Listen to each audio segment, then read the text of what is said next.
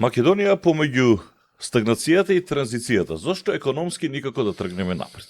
Дами и господа, добра вечер, добродојдовте во уште едно издание на Бизнис класа, копродукција на Дайнерс продукција 10. Јас сум Мишко Иванов, а оваа недела, или овој понеделник, наш гостин е човекот кој што во новинарството е повеќе од, ајде ако можам така да кажам, 3 или 4 децении, повеќе од 2,5 децении кога станува збор за собствеништво на Капитал, економски магазин, каде што веќе колку повеќе од 20 години можеме да читаме и анализи каде сме и до каде сме кога е во прашање Македонија. Љупчо Зиков. Добра вечер. Добра вечер, Мишко. Се видов што повеќе најави да дадам. Капитал, конечно, се научивме да читаме или? Уште сме финансиски неписмени. Да, тука се две теми фактички. Научија многу генерации на Капитал. Изградивме со Капитал и до тоа сум најмногу горд кога е во прашање тој проект. 26 години, 99-та година, ние сме одминатиот век проект, практички. И во Македонија е можеби еден од првите стартапи, ако не и прв стартап. Ние денеска зборуваме за стартапи, меѓутоа тој стартап ја имав 29 години. Кога некои беа премиери на тие години, јас тргнав со Капитал 99 на 24 септември. Денеска имаме 26 години. На твоето јасно прашање конкретно и многу важно, ќе кажам дека многу генерации израснаа со Капитал. Создадовме многу имиња како Капитал, не дека во тие луѓе имаше материјал, меѓутоа Капитал ги препознаваше луѓето по патот. И денеска сум горд на тоа дека имаме многу банкари, имаме многу инвеститори, имаме многу приватни големи инвеститори, бизнисмени, деловни луѓе кои кога ќе се сретнеме некојаш ми викаат ја растев со Капитал во тоа. Сега, другата тема е дали помогнавме во делот за поголема финансиска писменост кај населението. Не, заради тоа што за тоа да се случи, за поголема финансиска писменост, тука голема удел треба да има државата со законите, државата со амбиентот, заради тоа што финансиите се нешто што човек може да живее, тоа го гледаме од секојдневието, човек може да живее со малку пари, условно речено, може да живее со многу пари, меѓутоа да управуваш со парите, потребни се закони, потребна е легислатива, што велиме, и потребно е амбиент. Потребно е поширока акција на општеството, во смисла од влада, државни институции, преку консалтинг куки, невладини организации и медиуми, се разбира, да може да се направи еден амбиент во кој луѓето ќе знаат со парите и нема да бидат оставени, како што е денеска во многу сегменти во Македонија, луѓето да живеат во должничко робство. Ќе ги отворам овие теми малку подоцна и затоа и најавата ја дадов зошто економски никако да тргнеме напред Македонија помеѓу транзиција и стагнација. Кога го отваравте Капитал, одевте свесно на таргет публика, пошто сепак е тоа економски магазин, каде што прво не секој може да си го дозволи, второ не секој може и да разбере и таргетирана би беше публиката читателска која што Не можам да кажам дека таква маркетичка стратегија имавме на таргетирање на публика, заради тоа што треба, знаеш Мишко, ти си од поновите генерации, ти си помлад, не знам тие години 97 почнав ја новинарство. Значи, ова е 99-та, а меѓутоа кога јас те слушав тогаш и на канал 77 и твојата кариера е импозантна исто после тоа, амбиентот во кој се создаваше Капитал беше време на транзиција која никогаш не заврши. И таа и ден денеска трае. И заради тоа кога зборуваме за македонската економија, па ако сакате и за политичката сцена воопшто, во Македонија не можете да изберете период од тогаш до тогаш или од тогаш до тогаш. Не, тоа е од 8 септември 91 до денеска, значи практично како еден период треба да се гледа цела работа. И се некои прават поделби до 2001 кога беше конфликтот, па после 2001. И тоа едното со друго има последователни врски. Значи, Капитал го формиравме во амбиент кога приватизацијата во Македонија беше силна.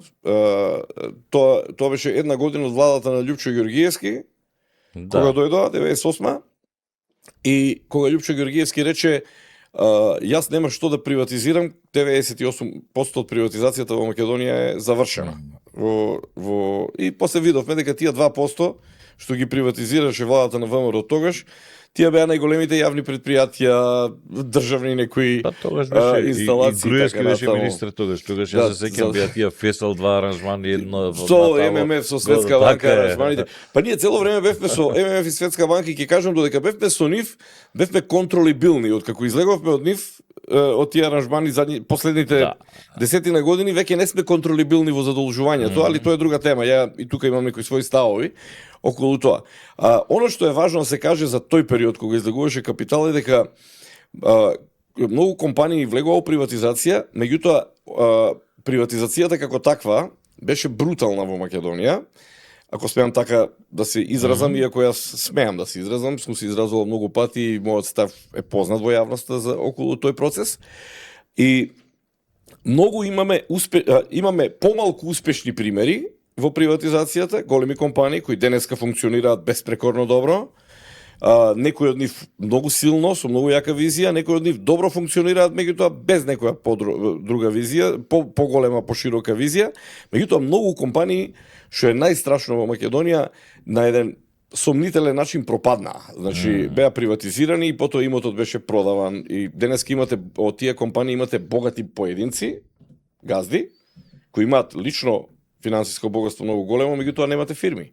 Значи фирмите престанаа да работат. Тој момент никогаш не го разбрав. Уште тие години, и тоа е добра технологија за Македонија, тоа е за книга пишување, за документарен филм. Ама значи идејата е јас се сеќавам се, значи тоа беше толку просто. Прво го обезвреднуваш имотот, го купуваш и го не правиш ништо.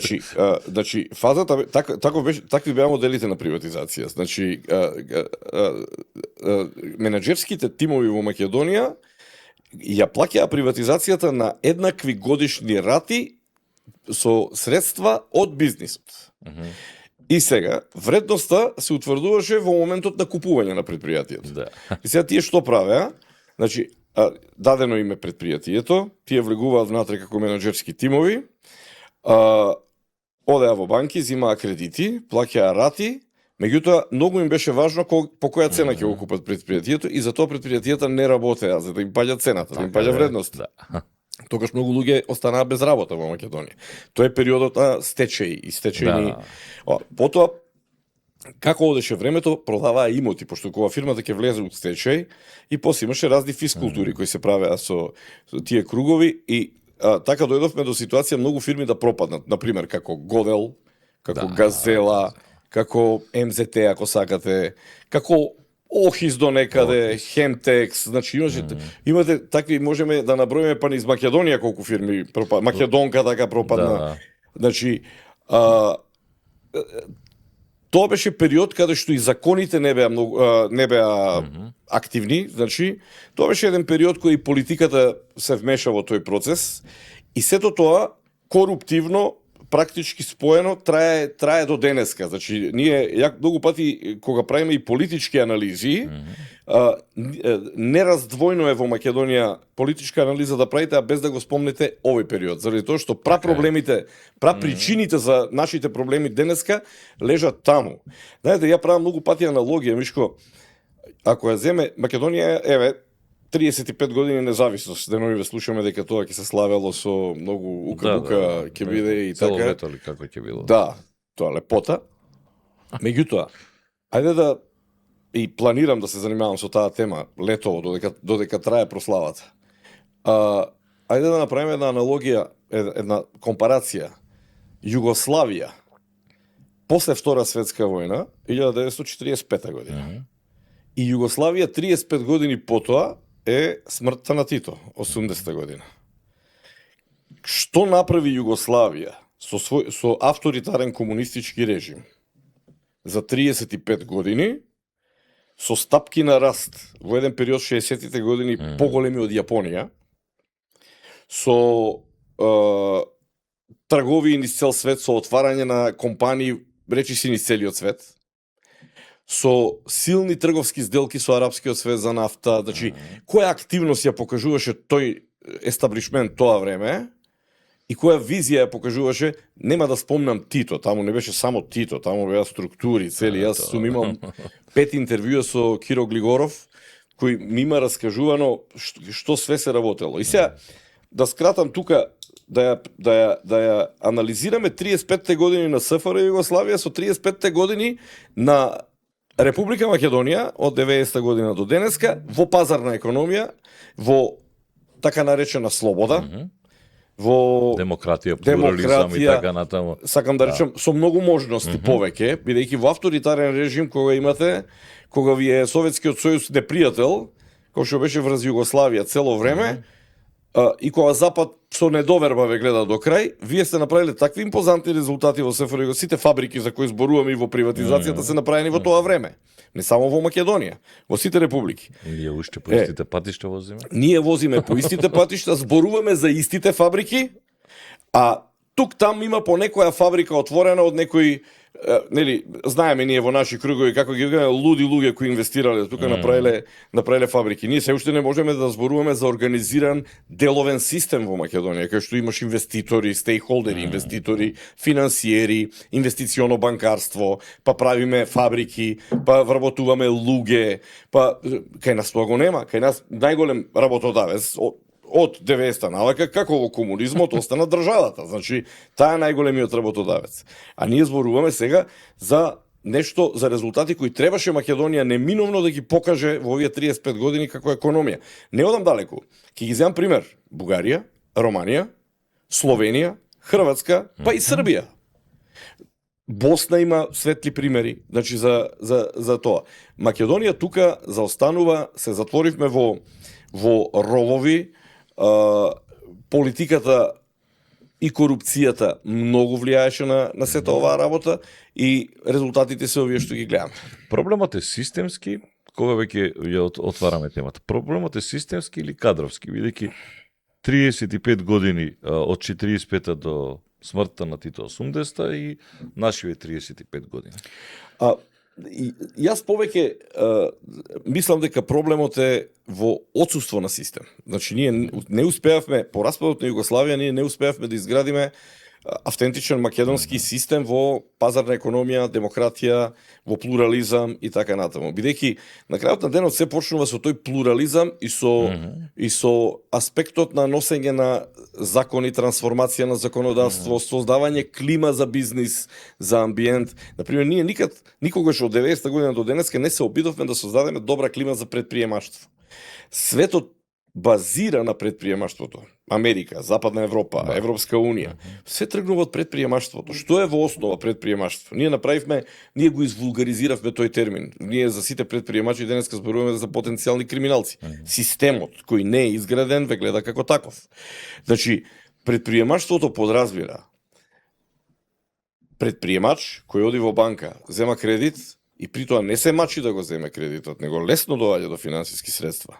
Реализира идеја, вработува луѓе и на крајот плаќа даноци на државата.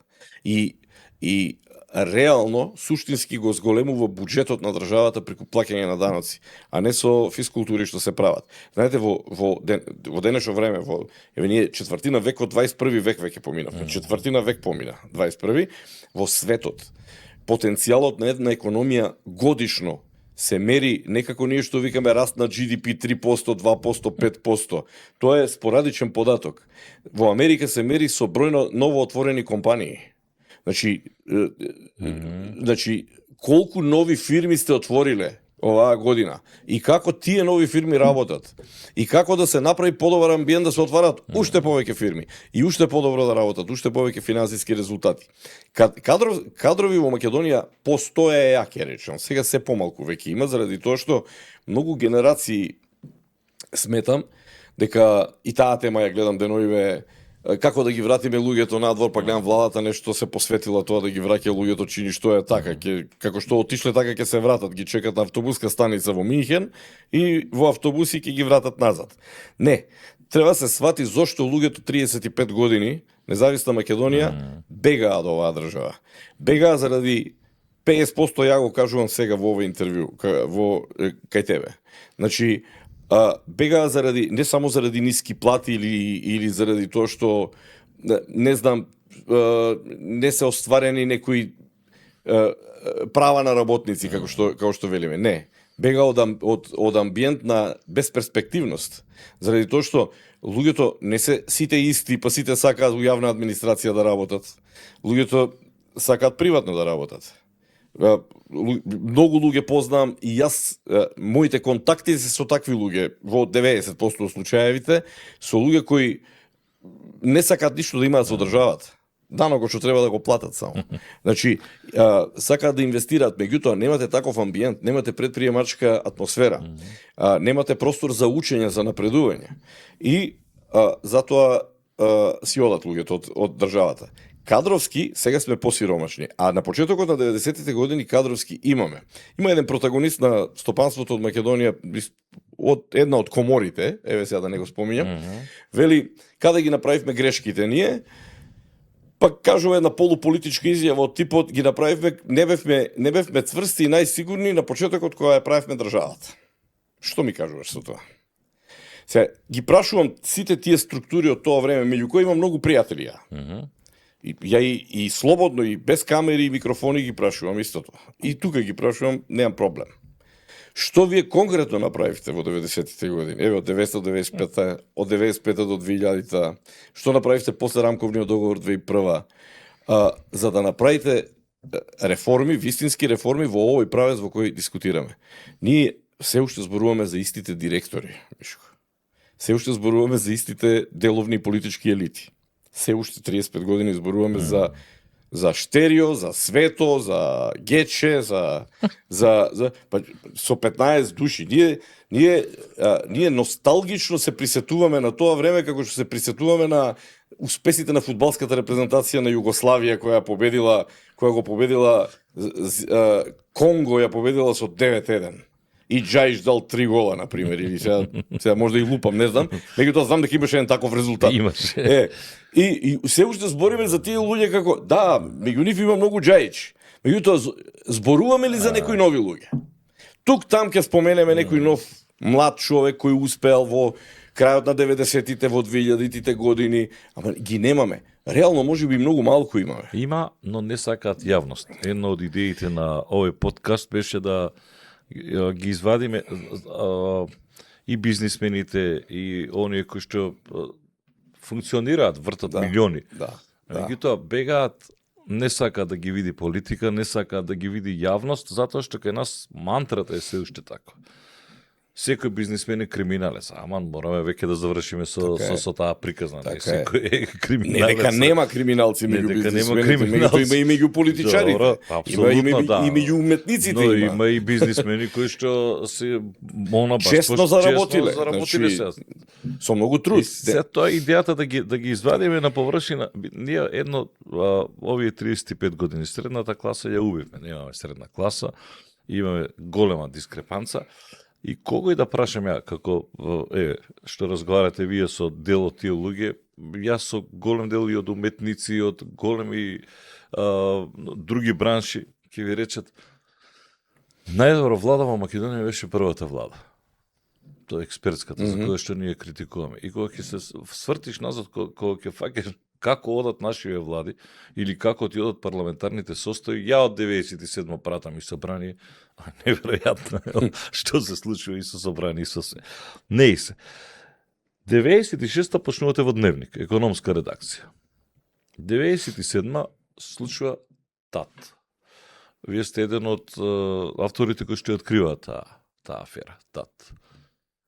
Таа имаше силен бум, тоа беше Дневник, тогаш излезе Дневник, јас се сеќавам ние средношколци 96-та 5 денари вестничи идевме, купувавме кој што сакавме да читаме. 100.000 тираши. Да.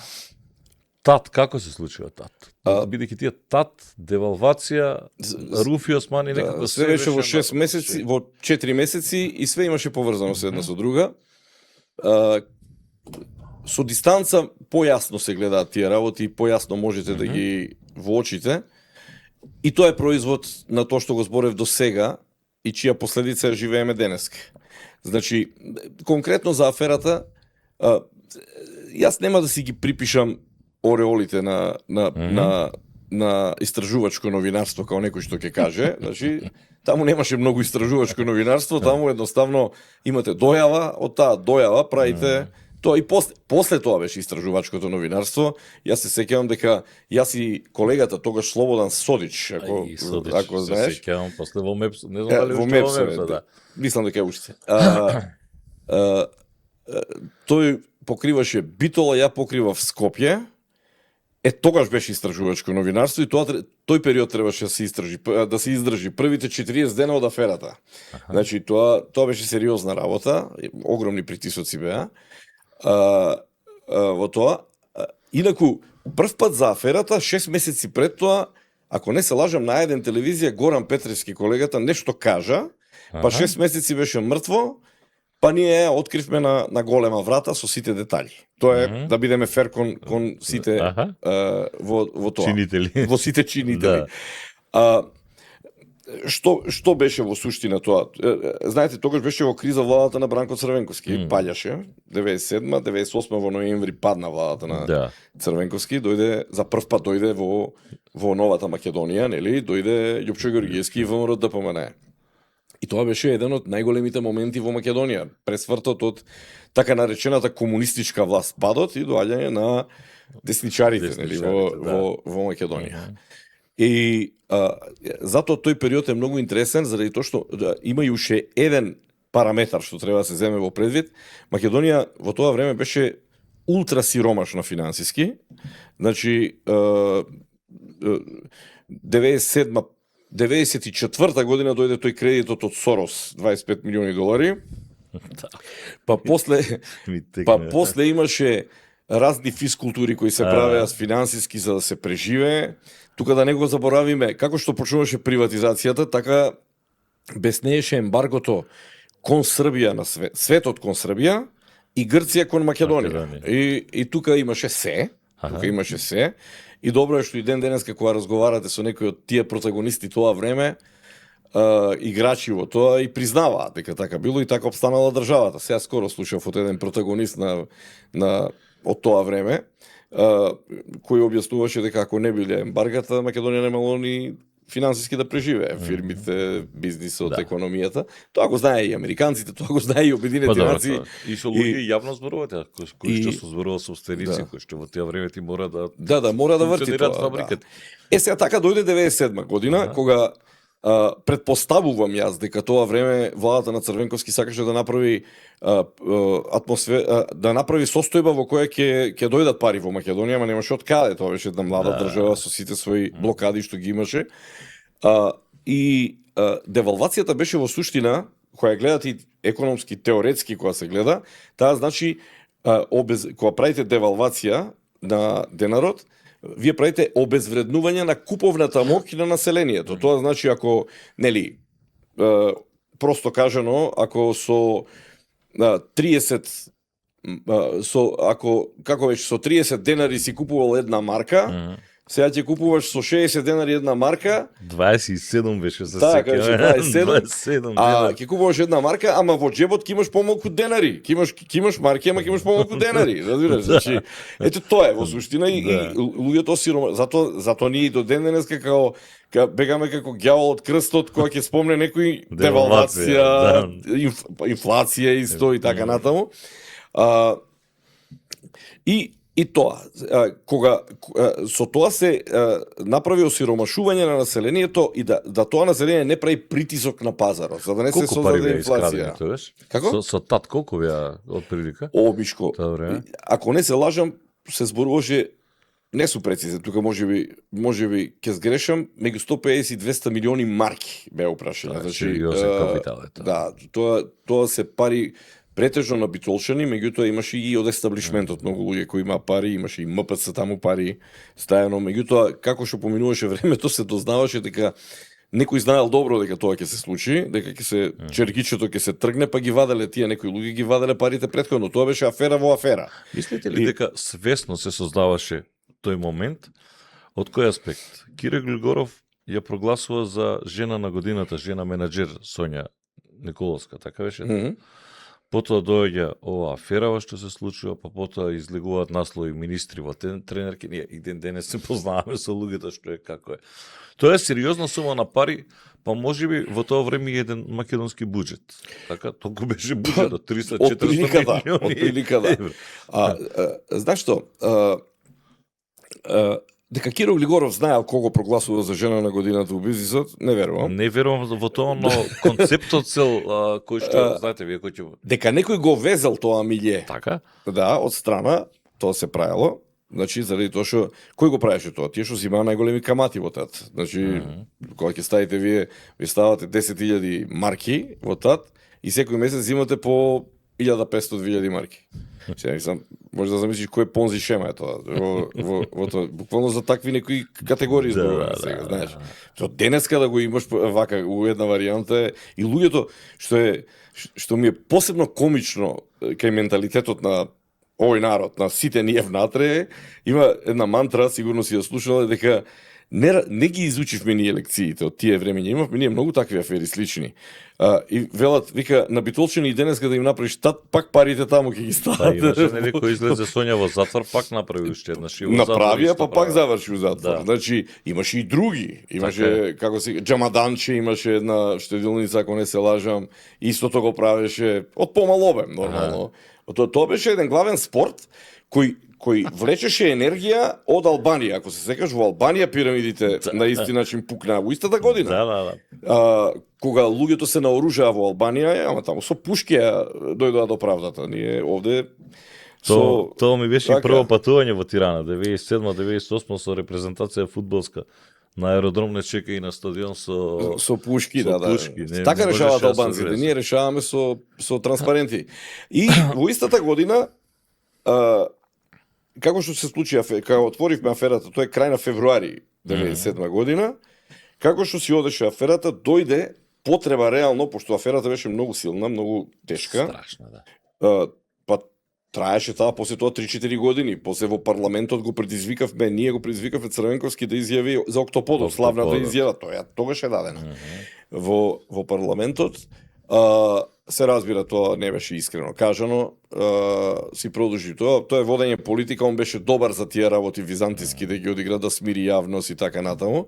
Штетата веќе беше направена по СДС, значи воопшто не беше само тат, да не забораваме, тогаш владата паѓаше и заради кавгата помеѓу либералите на Стојан Андов и Бранко Црвенковски, таму тогаш се подели. Да. Па елитно крило од СДС му се наљути на Црвенковски, тука беа, мислам, Јане Милјовски, Фрчковски, таква една структура.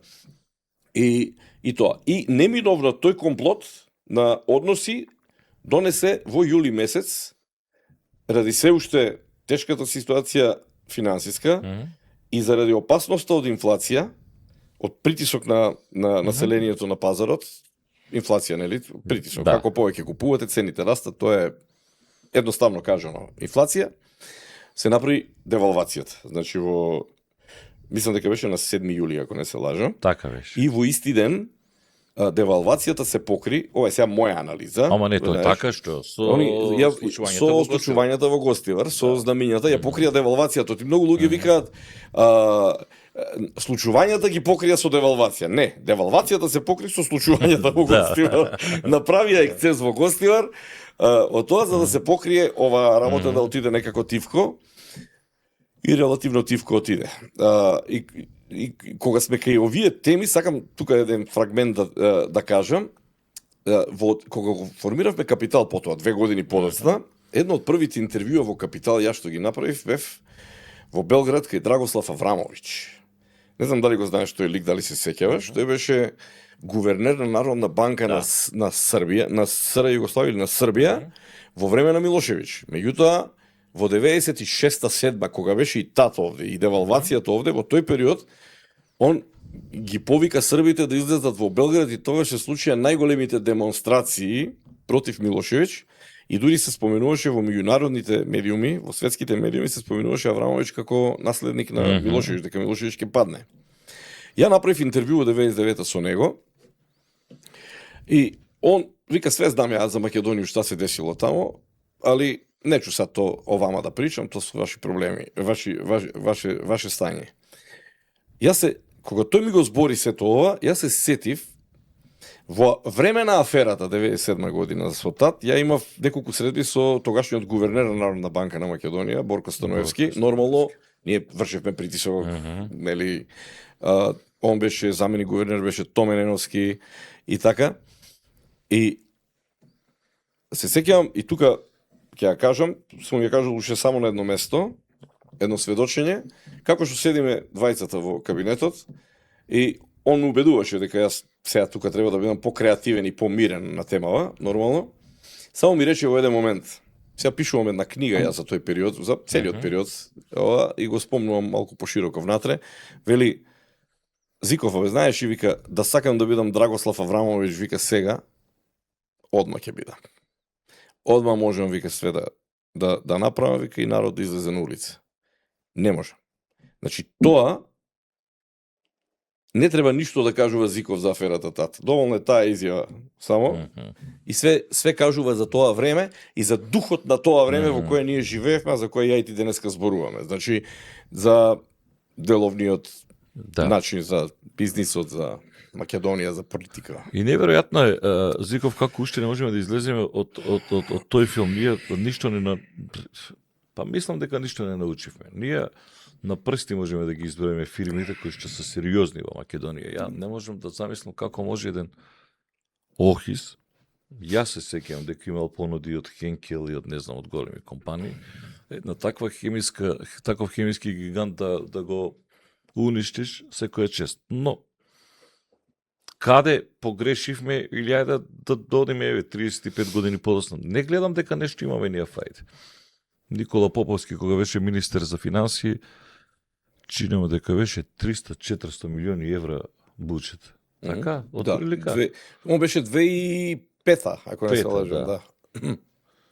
Денес имаме скоро 7 милиарди евра буџет, ние сме посиромашни. Да. Како е буџетот поголем, ние сме посиромашни. Државата е побогата, граѓаните се посиромашни. Тоа покажува дека граѓаните има пари. И се уште има пари. И ја претпоставувам дека секоја влада размислува како дополнително уште да им земе пари. Значи, уште повеќе да се зголеми буџетот. Има и една нормална работа. Државата 35 години, ние веќе станавме држава. Како велиме, многу пати јас велам така, ни криви ни должни станавме држава во меѓувреме. Значи,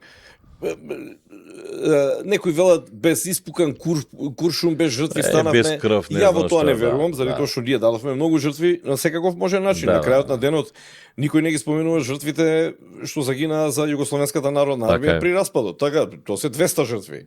Во текот на годините жртви се, можеби имате многу и мртви од тоа време, афери ТАТ, стечајни работници, луѓе кои останале без работа. Колку луѓе почина и со ова афера Фиком беше? По Фиком и така натаму. И сега некој денеска да ми кажува дека независноста на Македонија е без жртви направена, мислам тоа е прво не е коректно и е жално да го кажувате за самите себе. Демек немало војни крвопроливање како во Босна, тоа е тезата која што се развива. Да, меѓутоа Македонија помина многу тешки периоди. И уште поминуваме низ тие тешки периоди кога ние сега доаѓам до ова што ти го постави како дилема и прашање. Значи, ништо не научивме. За овие 35 години ние требаше да научиме дека држава се прави преку градење на институции.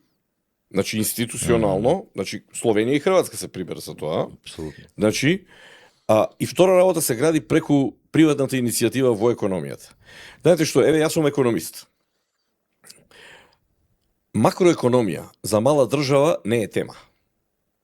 Кај нас и новинарите кои ќе дојдат во редакција да работат и му даваш сектор економија и он се фаќа за тоа што најлесно може да го чуе од министерот. А тоа е раст на GDP.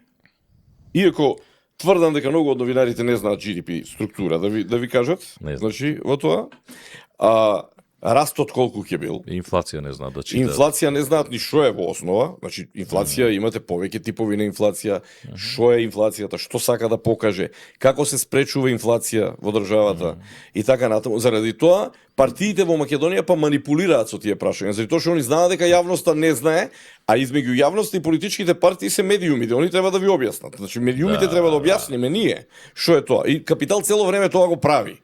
кога доаѓаме до тоа. Меѓутоа тука публиката е мала заради тоа што тоа треба да го читаш и да го учиш, да го знаеш. Секој текст е тоа. Меѓутоа, друго сакав да кажам. Значи, макроекономските теми за мала држава се неважни теми. Што е задолжено за една мала држава, као што е Македонија, сега има 60-61%, тоа е голема задолженост. Се уште сме тука некаде околу мастришки критериуми за тоа. Меѓутоа, абсурдот на темата задолженост која е? Кога вие зборувате за задолженост, имате држави од Европска унија кои се 120% од GDP-то нивно задолжени. Франција е можда и 150% задолжена. Меѓутоа, што е суштината? Имате ли стопанство? Имате ли бизниси? Имате ли инвеститори кои ќе работат повеќе и повеќе, кои ќе плаќаат повеќе даноци? Тоа што американците го викаат supply side economy, значи повеќе компании, повеќе даноци, за да можете вие да си го вратите долгот, што сте направиле. Со Македонија поврзано. Буџетскиот дефицит оваа година е буџетски дефицит, е дупката во буџетот што државата решила ќе потрошам 100 евра, ама може да собере 70 евра. Сега 30 евра, а треба да потроши 100, и сега од кај ќе ги најдеме? Ќе ги најдеме, ќе се позајмиме. И мислам дека е некаде околу 1.200.000.000 си имаат позајмено само оваа година. Од другари ми ќе земам на заем. Ќе ги вратам. Не. Тие се други пари. Од другари им се други пари. Тие можеме и за тоа да зборим. Тие не знаеме кај се. Значи, ни знаеме кај се влезени тие пари од другари ми.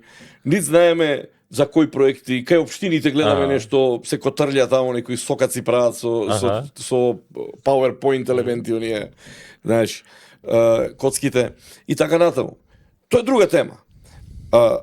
Ние во буџетот имаме проблем со тоа. Сега, по заемувањето, јас сум поборник држава како Македонија и секоја држава која сака раст, високи стапки на раст, треба да се задолжува.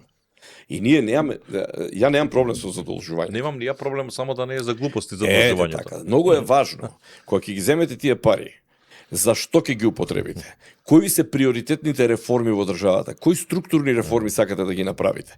Македонија нема проблем, или ќе речем, нема проблем само со патиштата, со инфраструктурата. Еве Мишко, свесни сме и ја и ти.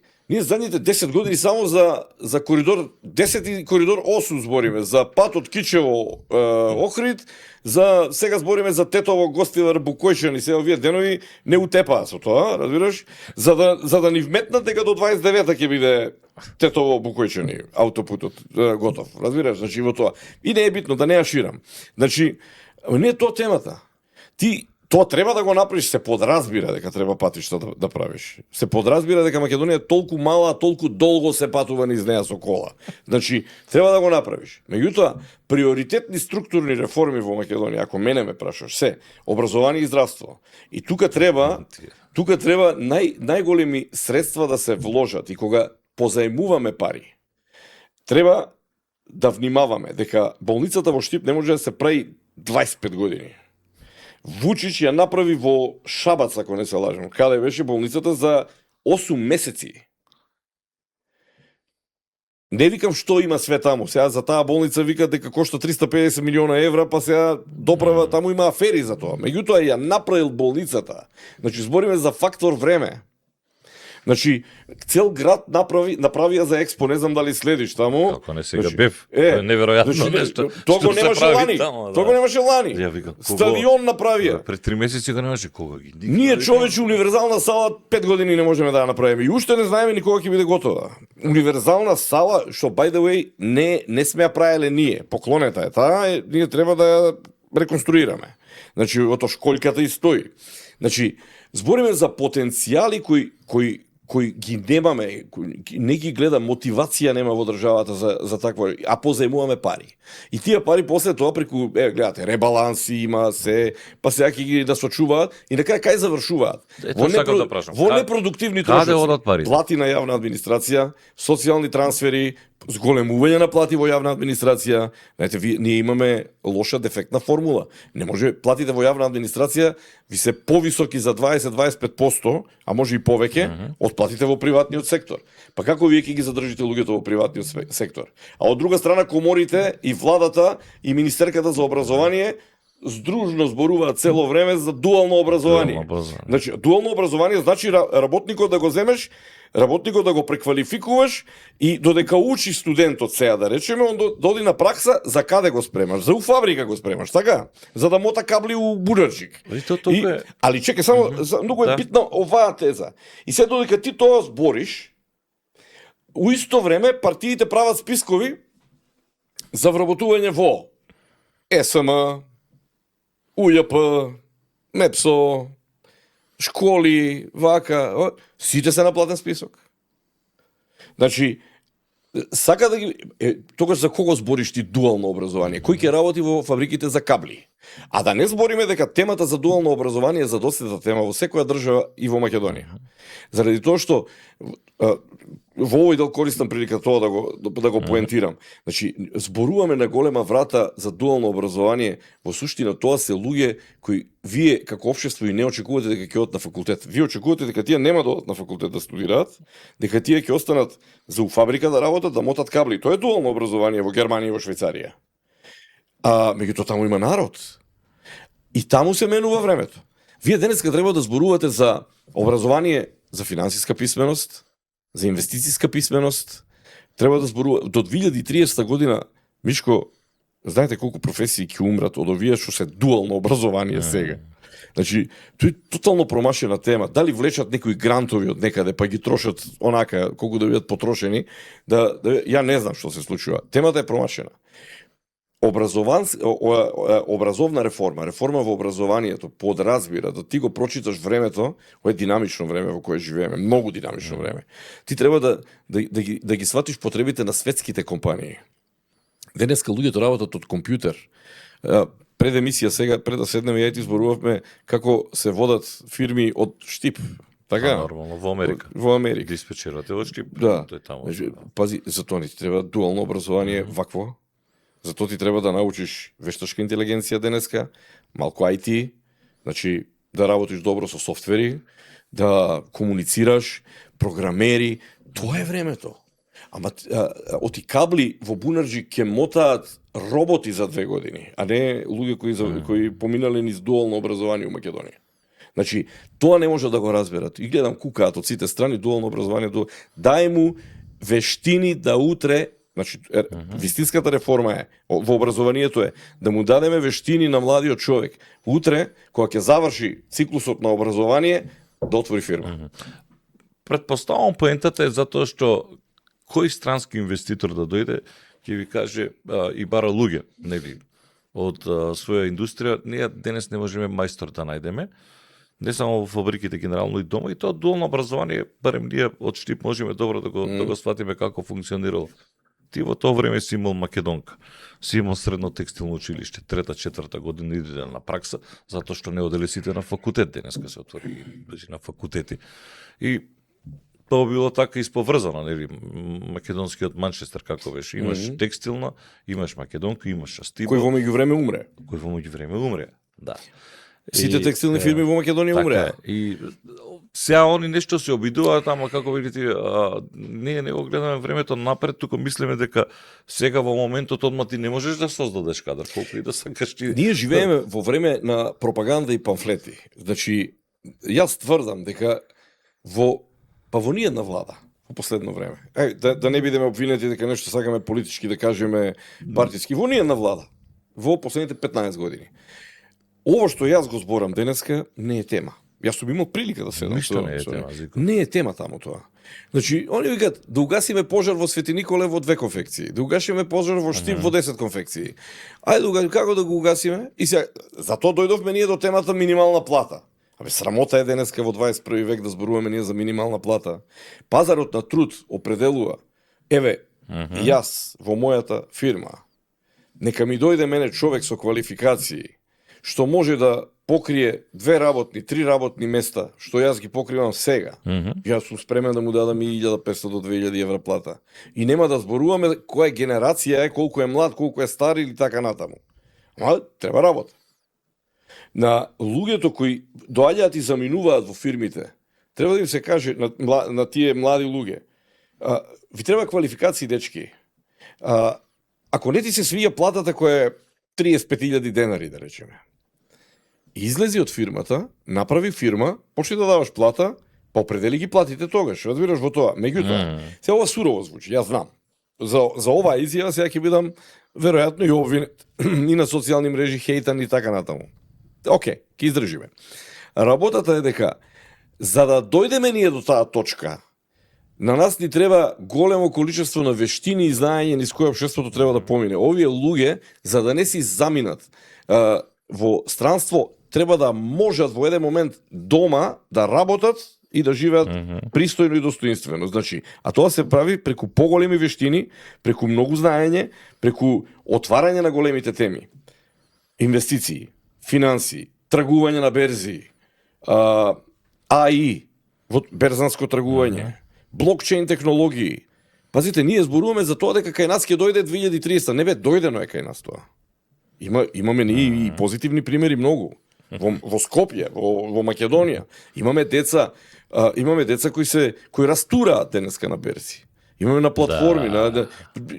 Тоа е една посебна каста што се формира во Македонија. Меѓутоа, мојот проблем со мојата држава е тоа што таа каста е многу мала.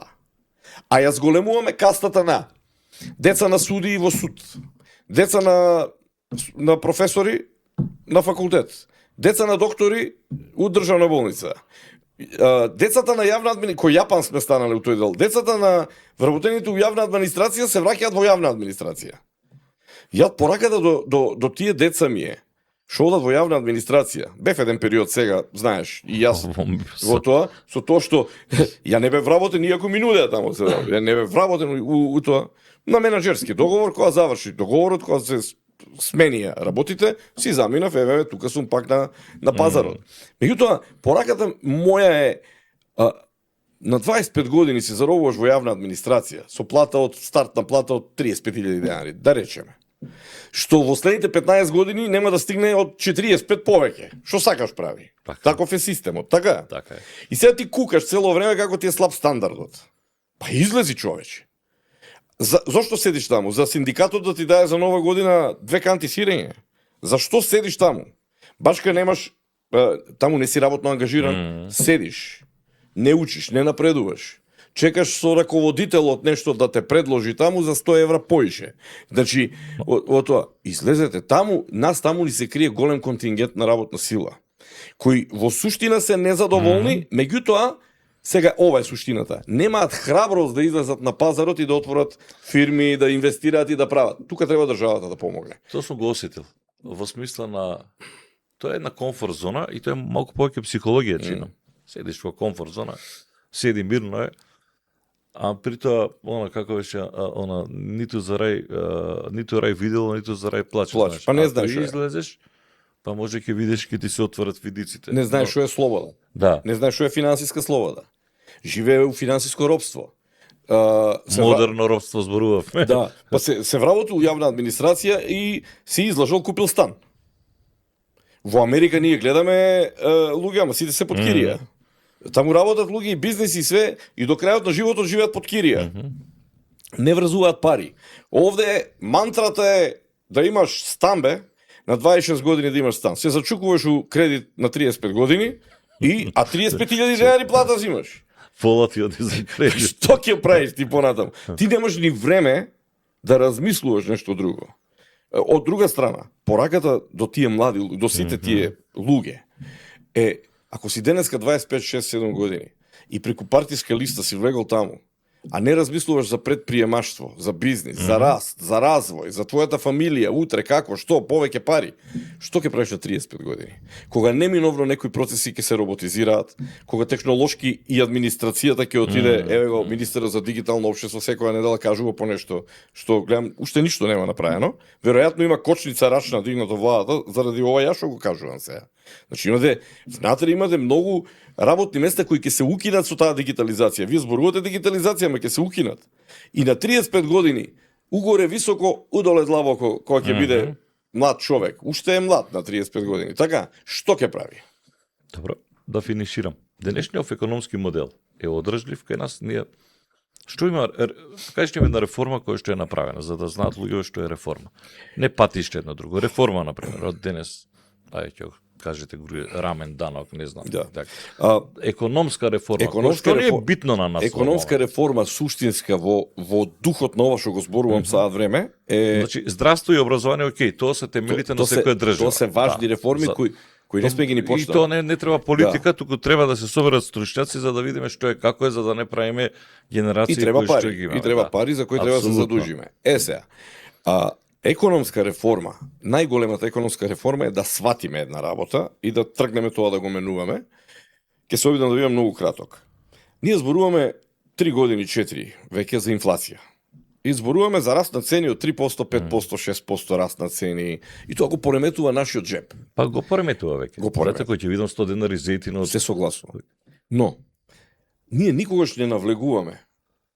Добро, тоа сега народот не мора да навлегува народот во тоа. Народот гледа Дуќан како ќе помине денеска, така? Со пензијата, Меѓутоа, колку платил, колку плаќа сега. Многу е манипулативно од страна на владите, на државата, да не се занимава со причините зошто е тоа така. А зошто е тоа така? И тука е таа потребна реформа.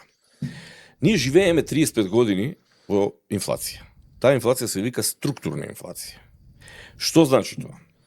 Ако на вас цените ви флуктуираат на пазарите, од кванташки до зелените пазари, ако ви флуктуираат и ако тие артикли во кошничката таму поскапуваат, патлижанот за 5 денари, за 100, тоа значи дека вие не работите у Македонија, не произведувате. Ајде излеземе со кола, ја и ти се движиме низ Македонија. Колку е обработливо земјиште у Македонија? Така е. Произведуваме ли? Знаете ли дека увезуваме 1,2 милиарди евра храна? Оваа земја на времето у Југославија произведуваше храна и реално извезуваше во Србија, Хрватска, Босна и имаше и за Македонија. И цените беа стабилни и така, кочански ориз, оди во Словенија денеска ви зборува за кочански ориз. Ние овде не работиме заради сите овие работи претходно што ги кажав. Заради тоа што на политичките елити во Македонија им е поедноставно денот да го поминат со ребаланс на буџет, позајмување на пари, затварање на дупките, јавна администрација, социјални трансфери, пензионери, тоа што може да те порази на избори. Тие дупки се затвараат и другото останува за капитални инвестиции од позајмените пари преку тендери ќе си поделат нешто, тоа е високата корупција за која зборуваме цело време и тоа. Никој не се занимава со реформите во реалниот сектор, а тоа е производство, фабрики. Цело време ми е мантрата на оваа емисија таа. На времето ти го спомна Охис, така? Па нормално дека сега детергентите ќе ни бидат поскапи, ама ние сега купуваме германски детергенти, швајцарски детергенти, Procter & Gamble. Порано Охис затвараше голем дел од производството во Југославија од Охис. Билјана прашок. Така? Значи, каде е билјана прашок сега? Да го има денеска билјана прашок ќе биде поевтино од тој што го купуваме сега во Веро. Така? Во било каде. Тоа е поентата на целата приказна. Ние немаме наше производство, немаме конзервна индустрија. Имаме ние обиди, имаме добри фирми, имаме поединци кои тоа го прават. Меѓутоа тоа е малку и тоа не е организирано.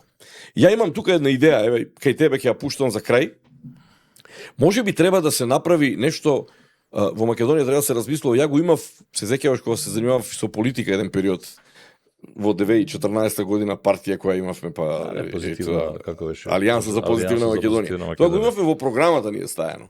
Дека во Македонија можеби треба да се направи, мала држава сме, мала економија, да се направи Генекс, што го имаше во СФР Југославија.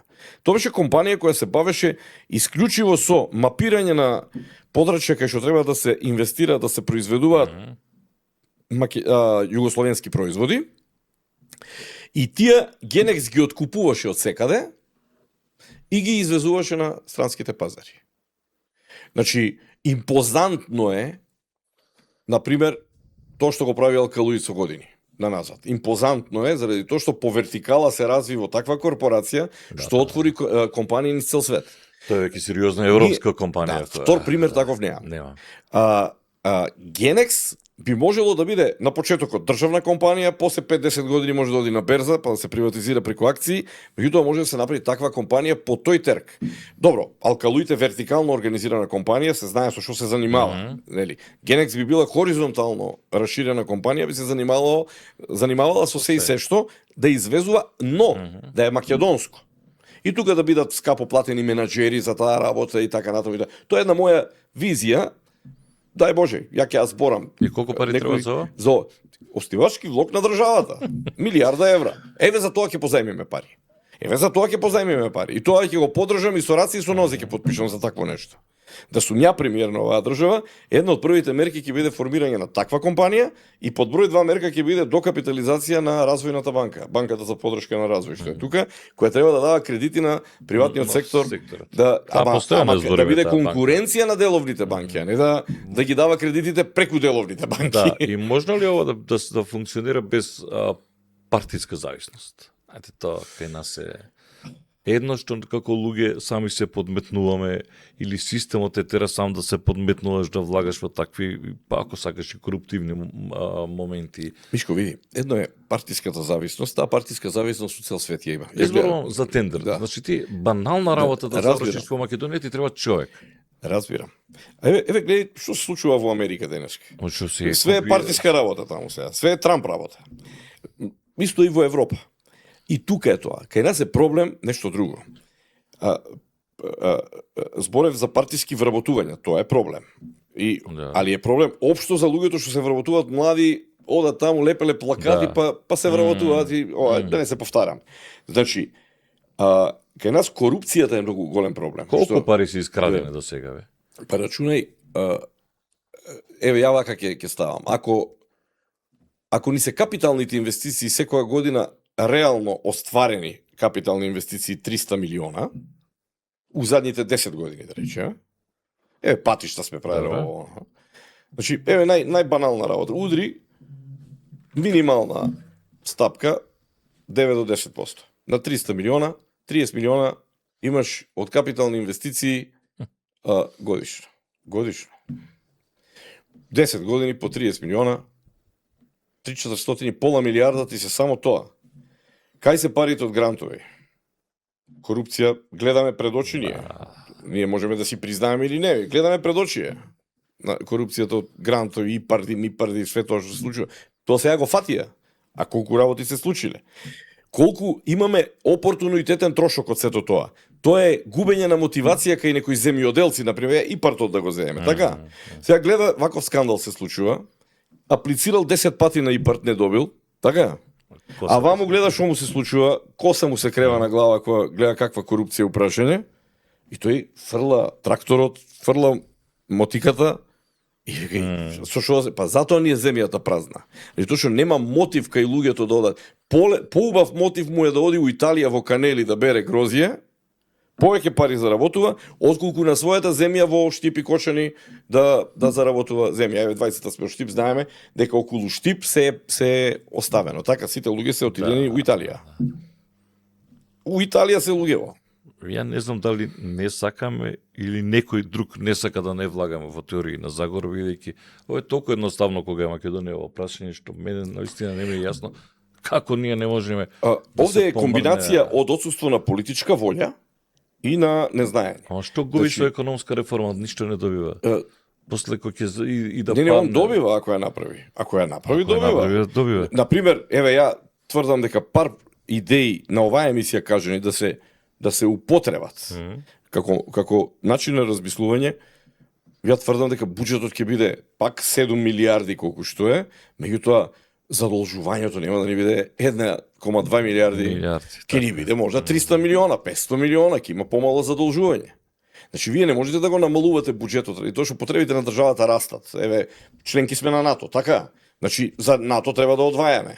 Утре ќе бидеме членки на Европска унија, и таму треба да одвајаме. Ќе примаме, ама и ќе даваме. Па уште ова, не сме многу троми, Зиков. Членка сме на НАТО, па побогу имаше еден тетек стокол, карикирам, македонка. Да. Ве не може тие кебиња да шијат за потребите на НАТО? Па што не знаеме проект да фатиме ги што е работа. Полесно му е, така е системот скроен кај нас. Тоест на почетокот ти ме праша за системот. Ја ти реков нема систем. Значи Ама системот сменија луѓето. на Да, крајот, ама види сега што е. Секоја конфекција или било која фирма, ти спомна конфекција, ние можеме и храна да испорачуваме на НАТО. И храна. Па ништо не прави. Ништо не правиме заради тоа што на нас ни е полесно едва и да чекаме кој ќе биде премиер во Македонија и кои ќе бидат 5 клучни министри и утре ден да сме им у кабинетот. Ме разбираш, значи, што треба сега? Танге, франге, ала, жвериш, имаме 300-400 милиона инвестиции за трошење тука, така, годишно. Ајде да видиме што може, колку за тебе, колку за мене. Потекнувам од реален сектор, во суштина 35 години, колку е независна државата, работам во реален сектор. Знам дека ние можеме да се лажеме пред камери. Ние можеме да кажуваме колку не е битна политиката за бизнисот у Македонија, дека тој што има идеја, визија, може веднаш да направи многу, само да имаш ти идеја и визија. Не, излези направи. Ти не можеш пари да земеш од банка ако некој Не се јави. не се јави. Под ногти ти гледаат во банките за да ти дадат кредит. Каде е кај нас проектно финансирање? Банките. А и што банките не мора да дават проектно финансирање. Тоа значи без гледање многу на бизнис планот, да влезат во проектот, така за да бидат со тебе. Па, они не. Државата не прави фонд, па направи фонд таков. Направи подфонд државен таков кој ќе финансира, они го прават тоа за, како се вика тоа, за иновативност таму. И тоа е Тоа секоја се година со скандали. и секоја година со по 5 скандали внатре. Разбираш, и тоа што земал внук му, земал од тетка му, земала и така дали. Не бе, направи го банката за поддршка на развојот, развојната банка, нека има еден сегмент за стартапи, за не стартапи дури е извулгаризиран термин кај нас. За почетници, предприемачи со добра идеја. Добре, имаш до толку години да во Кобарам агенција за вработување, имаше своевремено своји такви. Ама не да ти даде он тебе 10.000 евра. Абе, проект, да го гледа проектот и да рече, слушај, во овој проект има месо. Овој проект ќе успее. Ќе го направи да биде добро. Ќе има корист државата, ќе има. И ќе му рече, ти колку имаш на инвеститорот, ќе му рече, па ја имам 30.000 евра. Ја ти уште 100. Тоа ти е еден сегмент. Втор сегмент, имаме од овие големите мамутски компании во Македонија, на пример, да речеме, ќе земам пример, винската индустрија ќе земам пример. Винската индустрија во Македонија прави, ако не се лажам, 100 милиона евра годишно све. И тука е најголем Тиквеш со 780. Винската индустрија, ние се фалиме по цел свет дека сме винарска земја, 22 во светот по извоз на вино и така, што не е лош податок. Но клучното прашање е како од 100 милиона бизнис да ја дигнеме да прави 350 милиона евра бизнис. Тоа подразбира. Ако лицето X направил винарија и има толку и толку поседи, па произведува толку и толку вино, и ако од тоа он прави вредност од 500.000 евра годишно, така, како да го направам сега, ја да му дадам стимул на него да направи 1,5 милиони. Треба нови капацитети, треба ново све, и тука тие типови на фондови и банки тоа треба да го играат.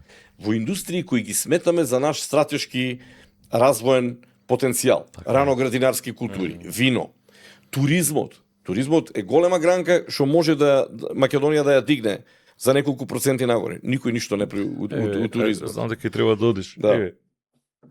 Не можам да сватам, например, зашто таа кежувица никој не ја земе да ја направи. И ја не можам да сватам. Еден центар. Да.